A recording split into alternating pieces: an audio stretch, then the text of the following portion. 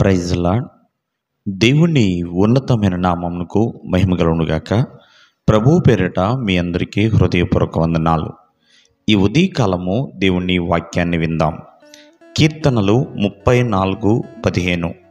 యెహోవా దృష్టి నీతిమంతుల మీద ఉన్నది, ఆయన చెవులు వారి మొరలకు ఒగ్గియున్నవి. ప్రియమైన వాళ్ళారా, మరి దేవుని దృష్టి ఎవరి మీద ఉన్నది అంటే నీతిమంతుల మీద ఉన్నదండి.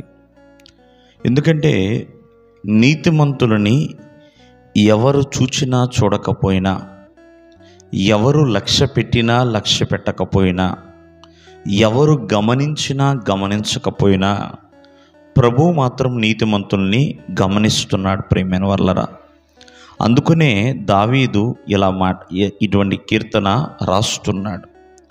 ఎందుకంటే నీతిమంతులు మొర్ర పెట్టగా యెహోవా ఆలకిస్తాడు, వారి శ్రమల్లో నుండి వారిని విడిపిస్తాడు. ప్రియమైన వాళ్ళరా, ఎవరు నీతిమంతులు? ప్రభువుని అందు నమ్మకము కలిగిన వారు, ప్రభు రక్తములో కడగబడిన వారు నీతిమంతులండి.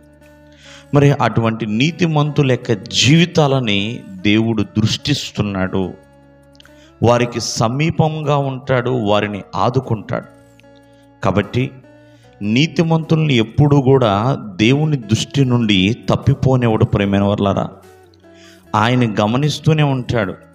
చాలామంది నీతిమంతుడిగా జీవించడం వల్ల ఎన్నో శోధనలు ఎదుర్కోవచ్చు, ఎన్నో శ్రమల గుండా నడవలసిన పరిస్థితి రావచ్చేమో. కానీ నీతిమంతుడిని దేవుడు ఎల్లప్పుడూ కూడా గమనిస్తాడు. ఎందుకంటే తనలో నీతి ఉన్నదండి. ఆ నీతి అంటే దేవునికి చాలా ఇష్టము. ఎందుకంటే దేవుని యొక్క గుణగణాల్లో నీతి అనే గుణగణము కూడా చాలా చాలా విలువైనదండి. అందుకనే నీతిమంతుల్ని దేవుడు గమనిస్తూనే ఉంటాడు. నిన్నెవరు గమనించినా గమనించకపోయినా ఆ దేవాది దేవుడు మాత్రం గమనిస్తాడు. ఎందుకని మాట చెప్తున్నానంటే, యేసేపు ఎంతో నీతిమంతుడిగా జీవించాడు. అందుకనే తన గుంటల్లో ఉన్న, శత్రువుల చేతుల్లో ఉన్న, చెరసాలలో ఉన్న, బానిసగా ఉన్న, ఏ స్థలములో ఉన్న దేవుడు గమనిస్తూనే ఉన్నాడు. ఎందుకంటే తను నీతిమంతుడు కాబట్టి. ప్రియమైన వాళ్ళారా, చూడండి, ఆనాడు లోతు కోసం అబ్రహాము ప్రార్థన చేశాడు. లోతు నీతిమంతుడిగా జీవించాడు కాబట్టి ఆ సొదొమ గొమొర్రా పట్టణము నుండి దేవుడు లోతును తప్పించాడండి. నీతిమంతుల్ని ఏ రోజు కూడా తన కనుదృష్టి నుంచి ఎవ్వరూ కూడా తప్పించలేరు. నీతిమంతుల మీద దేవుని దృష్టి ఉంటుంది ప్రియమైన వాళ్ళారా. కాబట్టి ఈ ఉదయకాలం ముందు ఆలోచించండి, నీతిమంతుల మొర దేవునికి ఎంతో ఆనందకరమైనది.